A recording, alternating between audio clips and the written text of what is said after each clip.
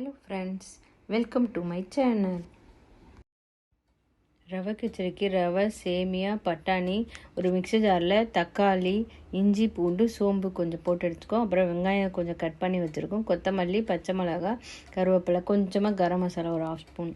ஒரு கடாயில் எண்ணெய் வச்சு கடுகு, உளுத்தம் பருப்பு போட்டு தாளித்து கடலைப்பருப்பு போட்டு அடுத்து வெங்காயம், கருவேப்பிலை, பச்சை மிளகா போட்டு நல்லா வதக்கிடணும். வெங்காயத்துக்காக கொஞ்சமாக உப்பு போட்டு நல்லா கிளறிடணும். அதுக்கு அடுத்து அதில் பட்டாணி எடுத்து வச்சுருக்கோம் இல்லையா, பட்டாணியும் போட்டு நல்லா வதக்கணும். அடுத்து அரைச்சி வச்ச தக்காளி பேஸ்ட்டு அது கூட சேர்த்துக்கணும். தக்காளி, இஞ்சி, பூண்டு பேஸ்ட்டு சேர்த்து நல்லா வதக்கிடணும். நல்லா வதக்கிட்டு 1/4 ஸ்பூன் கரம் மசாலா தூள் போட்டு நல்லா வதக்கிடணும். அடுத்து 1/4 ஸ்பூன் மஞ்சள் தூள் போட்டு நல்லா வதக்கிடணும். வதக்கிட்டு நல்லா வதக்கிடணும்.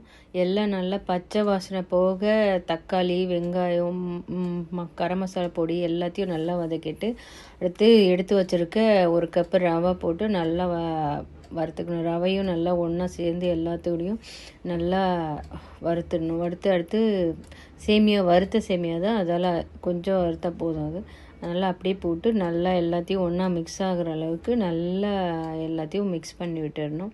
மிக்ஸ் பண்ணி வச்சுட்டு சைடில் நான் ஹாட் வாட்டர் வச்சுருக்கேன். இதுக்கு தேவையான 1 கப்பு ரவை, 1 கப்பு சேமியா, அதுக்கு தேவையான ஹாட் வாட்டர் வச்சுருக்கேன். அதை எடுத்து கொதிக்கிற தண்ணி எடுத்து இந்த கலந்து வச்சுருக்க ரவை, சேமியா எல்லாம் இருக்கு இல்லையா, அதில் போட்டு நல்லா கலந்துடணும்.